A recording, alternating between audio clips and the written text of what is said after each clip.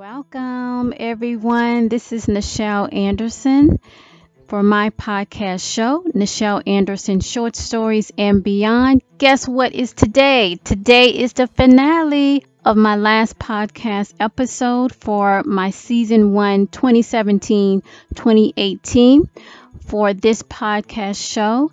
I am so excited because this is a new beginning, not really the last show in the sense that it's the end in that sense, but a new beginning to learn from what I experienced this past year, to give thanks, and also to look forward to next season. That's right.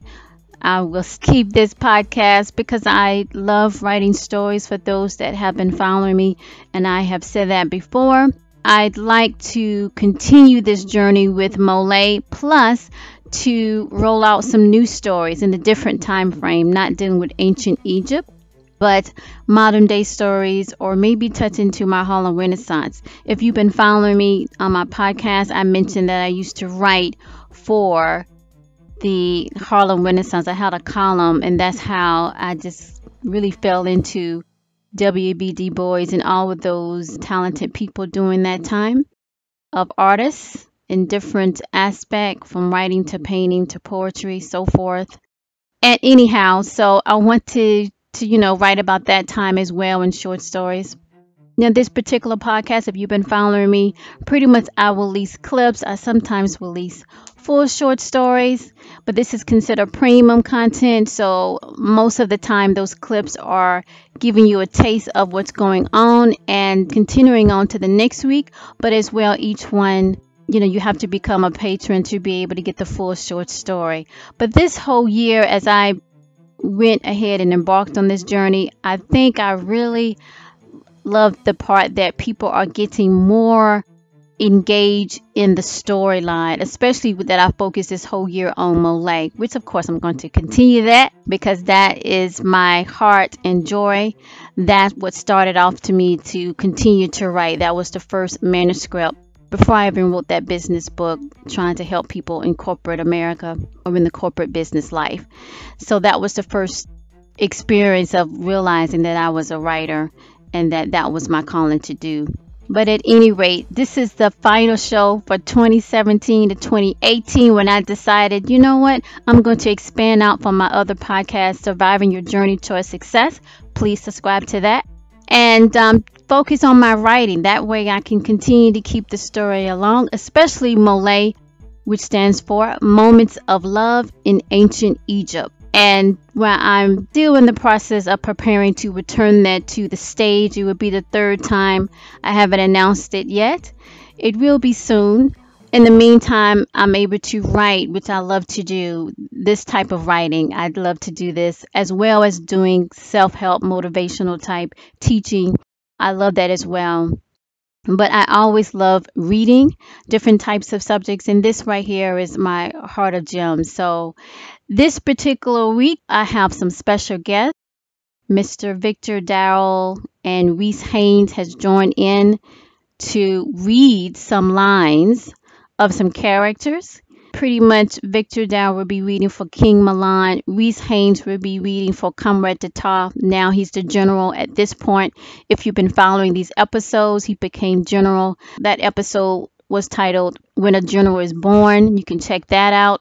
He also has been cast. Reese is like a Renaissance man. He does everything, along with Mr. Dowell. So at any rate, he will the prestige return of MOLIAE stage play, and he was cast as the general, Comrade Jetur. He has joined me and to read some lines in this episode. So in this particular episode, you will get a feel for exactly this whole, not everything. You're not going to know everything, but you're going to get a good idea of where it's going. A little bit of loose ends will be tied up, but not too many.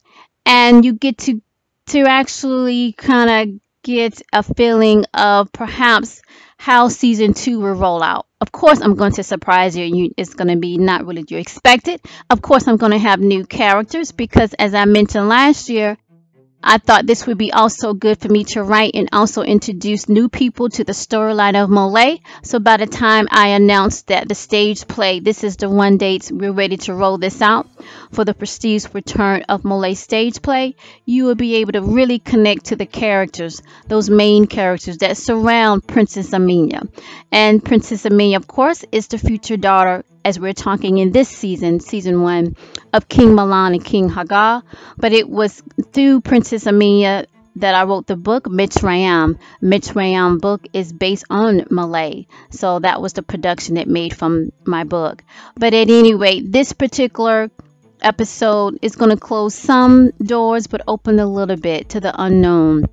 It's not over, right? Because the whole first episode, it came to me to do this, that led to me to create a second podcast, was before the time of Princess Amina. That's episode 1. And so Amina has not been born yet. So these are lead up to that moment in where we get into those two kings that the production, the short film and the stage play that focuses on. But when we go back to stage, all of these characters, most of them will be on stage, and so you can connect to that. So in this episode, we're dealing with some new characters, some characters you already have known that I had mentioned. And we're going to go ahead and wrap this up for 2017-2018. Of course, in the last episode, you saw where there was definitely some betrayal going on to lead up to what's coming next. So stay tuned. Of course, in the beginning, I give you enough content to really perk your interest. And then towards the end, I say if you want to get the rest of the full short story, you have to become a patron. My patron page is at Patron, which is patreon.com/Nichel Anderson. You will see the description in the description box below to click that and consider to become a patron. You get rewards, especially when I start the stage play. It's going to be so many things going on. You want to be a part of that behind the scene and to give giveaways and stuff like that. So consider to visit that page and become a patron. You can start at the low end, the middle end, or high end. It's up to you, but consider that. If you've been following me for a while on this podcast and you like it, go ahead and consider to do the next move. And guess what? I am thankful for you tuning in every week, or when you do tune in and when you do download and when you do share. I want to say I thank you. And I appreciate that. Thank you so much. I had a blast this year. I'm going to still release some short stories. It's summertime here in my country on the East Coast here. And I'm getting ready for summer. And I hope you are too where you're at and have a good time. But of course, I got to keep it going. So how I rolled it out will be every 2 weeks. So that means 2 times a month I'll release either a short story or I would do a director clip. I kind of thought about doing like a director notes. I did that where I'm going back in the previous episodes and I'm talking about it, like we're having a conversation, having lunch, and we're just talking about it and revealing some things. And most of those director clips, if you haven't experienced listening to that, I highly recommend you go back, because I'm always revealing something, a little nugget that I'm not putting on blast, and you only can get it if you're tuning in. So you can go back and check out my director clips. I think I did 3 or 4 this season. I will continue to do that. I enjoy it because I get to go back and talk about it, because most of the time I'm just free writing and it just falls into place like stacks of paper. And so I'm able to go back and analyze and experience it like a listener would have when I'm actually telling them this story. So it's no pre-planning or nothing. When I sit down to write, it just come out like that, and I just go with it, and it's in post edit and so forth, and we go with it, But at any rate, think about that, to do that as well. And I might definitely do that this summer. I might do like a director's clip, maybe do once a month. So this would be the last regular season where I release podcasts every week. And then the summertime is every 2 weeks, so 2 times a month. My season 2 starts back up in September. The first Monday of September is when I start back up, and that would be weekly. Okay. All right. So quickly to give you a recap of Rariat. So last week was talking about many aspire for the star of Mitsrayim, dealt with those that were secretly against King Mahlon and Mitsrayim. And it seems that what happened in the week before, that would be episode 27, where Nontu finalized his betrayal against Echo and those that supported him to become the lead Orion. We don't know exactly how the connection made for him to be in front of these group of leaders in the south of Sudan in the Congo. But at any rate, we find out that Nontu in episode 27 sets the plan up for the betrayal that will definitely put Echo on the outs and move Nontu to the high position of power of the Orions. And so we learned that in episode 27. Also, we come to a point that Queen Hagar remembers some things. But at any rate, that's what we find out mainly. That's the main takeaway with the betrayal in episode 27. Episode 28, which is last week, many aspire for that star of Mitsrayim, is where everything is coming together. They are solidifying what these council members of the Jetur decided what would be the next move as they continue to plan and try to go against Mitsrayim. And it seemed like either take some type of control. They call it a star. You got to really listen to that episode 27 because it gives you some clues of what's going on between the people of the tribal leaders down south against north, which is of course where ancient Egypt was originated at in that sense. And they're calling it the star, some type of initiative that they're calling it that is go deep, and even the Orions want it. So what that means, we have to find out, right? So that's basically what happened, where you see these allies that's against Mahlon come together. Now, are they going to come together to fight against Mahlon? It's another war. Are they going to come together in a sense that they're going to recruit more people? You don't really know in a sense, but you know something's going down, and you know Echo has whatever followers that he had. It seems that they decided to go on the side with Nontu because Nontu found something, right? And he found something that he felt that with that he can move forward and bend King Mahlon to agree to whatever the star of Mitsrayim is about. And so that's what you have to pretty much tune in or become a patron. You can get the whole story and piece it together, right? But for right now, this is basically what we're going with. So let's go ahead and begin for my season finale, episode 29, for my podcast show, Nichel Anderson, Short Stories and Beyond. Titled, Bountiful is thee amongst a Mitsry king. Opening scene. In Mitsrayim, King Mahlon is talking with his advisors. 30 royal high-rank officers are near the king with Comrade Jetur reviewing some area terrain on a map made of papyrus. King Mahlon hears the golden doors open and felt it was someone he knew. Before the person was announced, he turned to see the queen. Hagar stood with a peculiar facial expression and wide-eyed. She had only her 2 top-rank female attendants, the 2 that were by her side for a long time since becoming queen. He felt that she knew something of importance as he started to walk slowly to her as she did as well to him, not leaving eye contact. He felt that she now knows by the divine of the Etherians who was the one that started the war and attack on Mitsrayim. As they embraced, She held back tears to speak in a low voice that only he could hear. She speaks in Sumerian cuneiform. Ekanu vaset nofa nasa isit vaku wasino bakanuma manisi.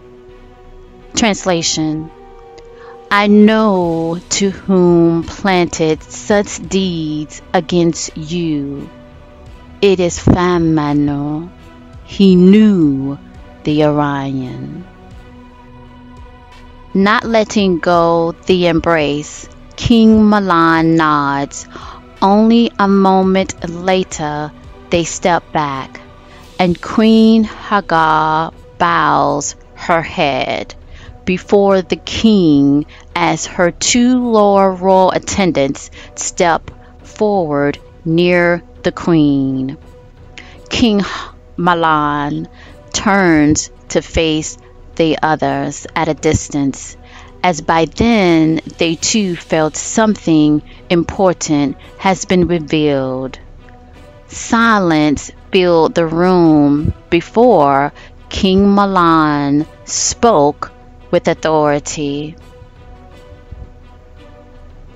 The words I speak shall not leave this realm until I speak of so in the coming Atsu days to many. I move to embark the Hanato order in the western part of the Sudan. Comrade Jetur, you will lead this order forward from Nehu deep in the valley of Nolet. Send to me for what you find as so. Comrade Jetur nodded and was about to speak before Tesnar spoke first. If I may speak, King Mahlon. You may. Will such an order placed before us this day, that we are not to know the move behind such a position forward as this, my ruler? He slightly bowed before the king and queen, that Hagar was still standing a few feet away, only looking at Mahlon with his back slightly turned. Arse, in time of Aspu, and what the Ethereans allow, I will make it so for what seeds were planted that led to this moment. Tesnar and Comrade Jetur bowed, as well as all the other advisors and guards. Next, about 1/3 of royal guards and Jetur left the room as ordered by King Mahlon, as the rest of the guards and advisors started to walk towards Mahlon with concern and questions. Mahlon raised his right hand to stop them as he turned fully back around to Queen Hagar. He spoke as those as calm Nile waters in the Apsu days before, in the ancient days of Sumner. I will force out the one that led to these moments. The traitors will be no more in the region against Mitsrayim. I always trust in you, my king, nodding before him.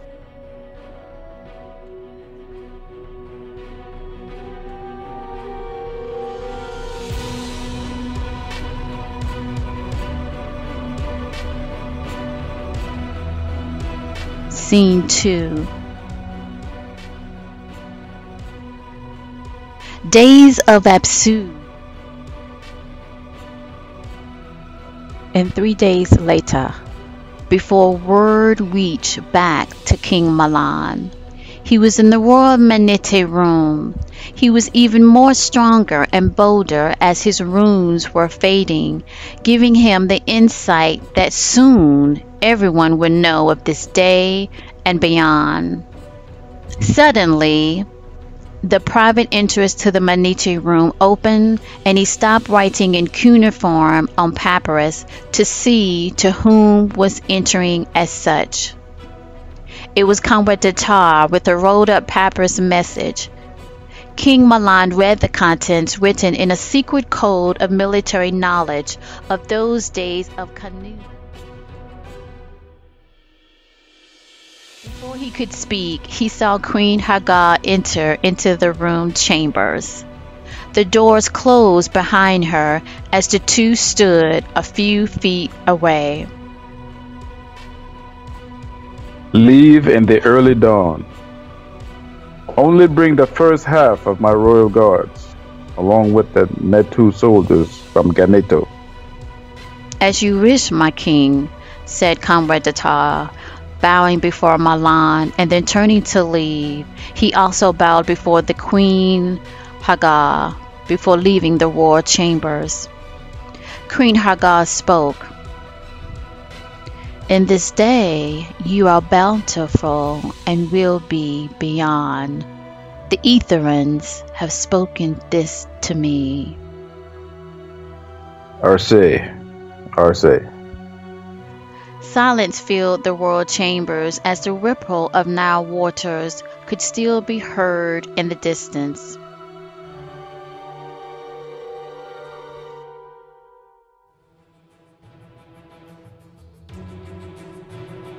Scene 3.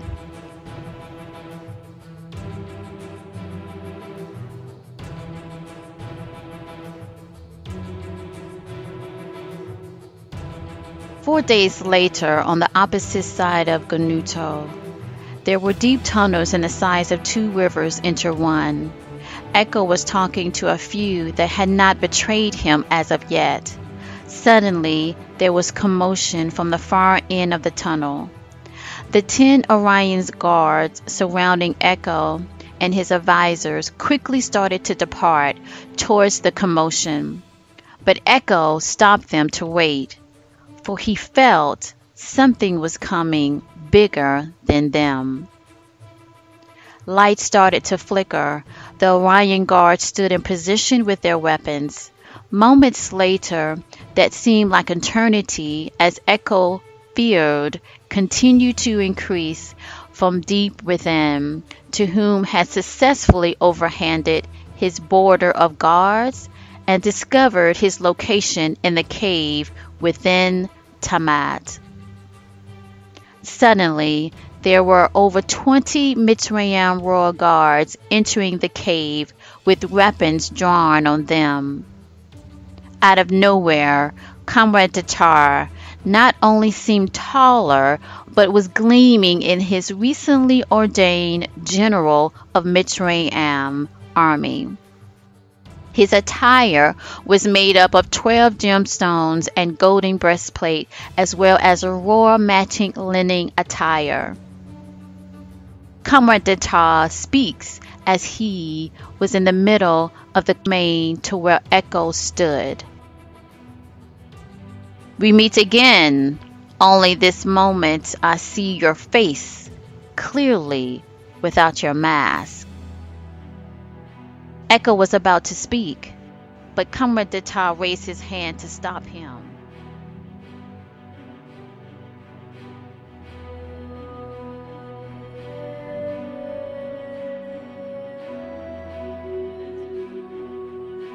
And your day has come, Echo. This day is not over, as you will see, Comrade Jetur.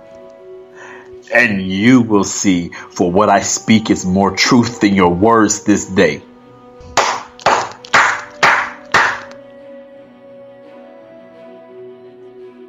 I bring you the Queen of Mitsrayim, Queen Hagar.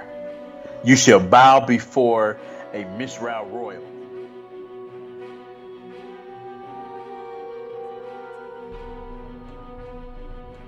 The Queen of Mitsrayim will speak. He turns to bow as a wider light came shining into the slope of the entrance to where Echo's cave main council room was located below. There were over 12 of the first military order surrounding Queen Hagar. She wore her royal crown of gold over 8 inches thick, adorned with sapphires, emeralds, and diamonds. Dressed in an absolute yellow and white attire in linen fabric. Under her breastplate was of solid gold. She had a necklace with a half circle and a square made out of an unknown metal that sparkled as well. The necklace symbol made the Orion guards gasp in amazement, and all of them bowed before Queen Hagar, as many of the Orion guards and Orion advisors to Echo said, "She wears the symbol of our world, Heket, Heket." They all bowed before Queen Hagar. Echo did not bow. Queen Hagar continued to stare at Echo as she moved closer to him. She smiled at his disobedience as his guards continued to bow. There were 2 Mitsrayim males, one standing to Queen Hagar's left and the other to her right. They were from Ezra, High Council of the Yah, carrying large round golden bowls of Nile water. She speaks in their language. Nahu, Rekin Masam Mitsrayim, Vatala Sampasu, Nawabase Batema Banotile. Translation.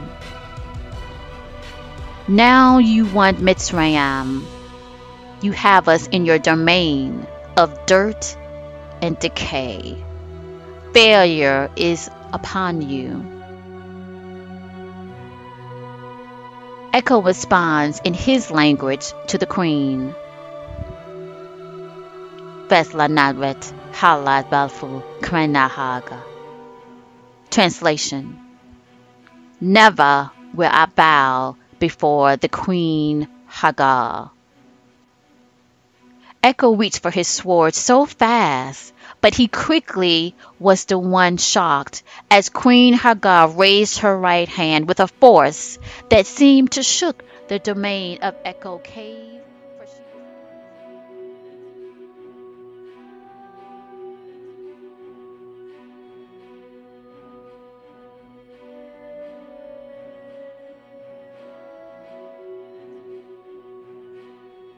Queen Hagar walked up to a now very frightful Echo.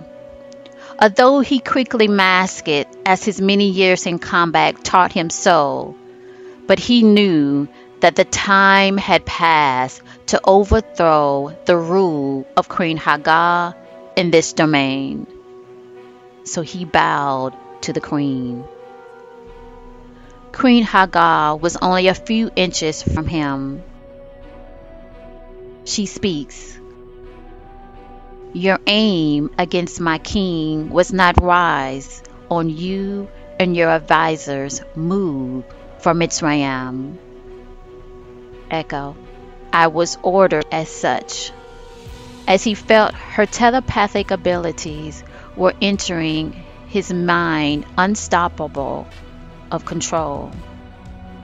Queen Hagar responds. Who sent you here to Tamat? Echo.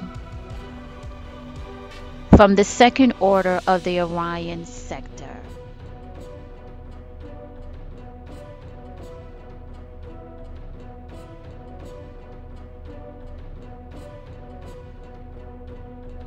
Why against my king Mahlon of Mitsrayim? Echo responds. He has the seed to which the elders of Orion want. Queen Hagar continued to stare deep into Echo's eyes as she absorbed his confession.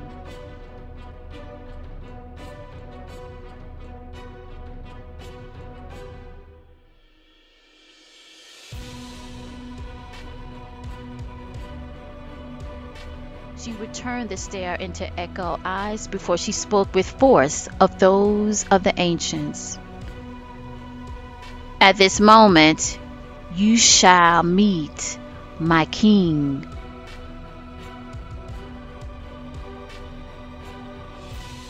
Glimmer of light came streaming into the cave from the opening now into the cave domain of Echo.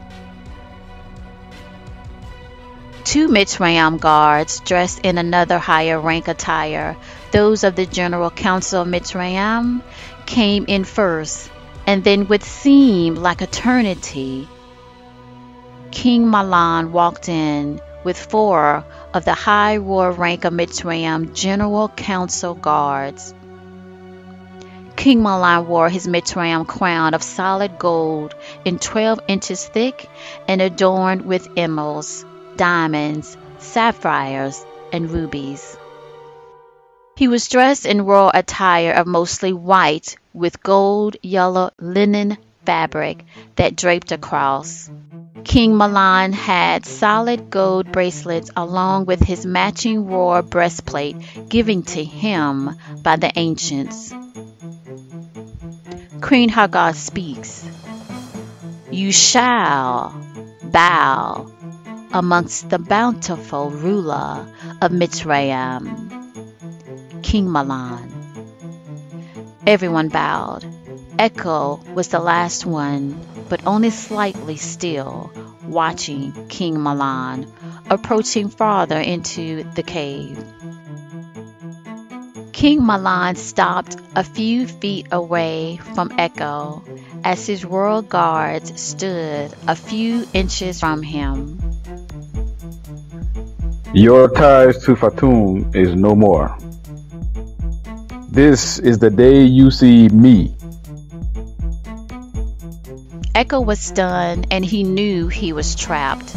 King Mahlon, reaching for his sword that he wore next to his Mitsrayim royal belt of those from Sumnar, started to admire it while all eyes in the cave were on him. It was a mighty move against me that day. It was a very good day for my comrade Jetur to be as well. Your plan to push me out of this world did not go as so. Things of old change for the new.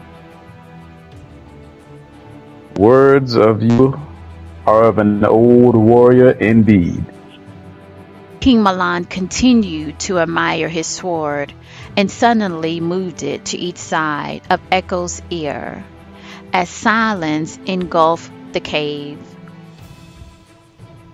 There is an ancient saying from my ancestors of old in Sumer, to which you seek, no man can succeed if not ordained by a king's sword.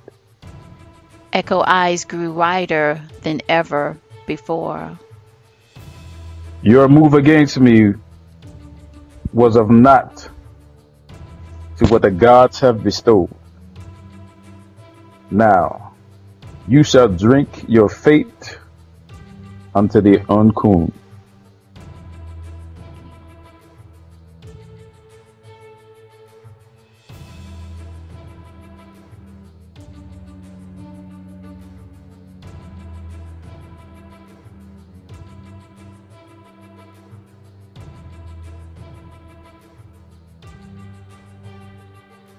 Aseti. Translation: leave, leave. He reached for Queen Hagar's hand, and they both walked out of the cave domain as the rest of the Mitsrayim guards followed them out. Some of the Mitsrayim guards started to pull down rocks as the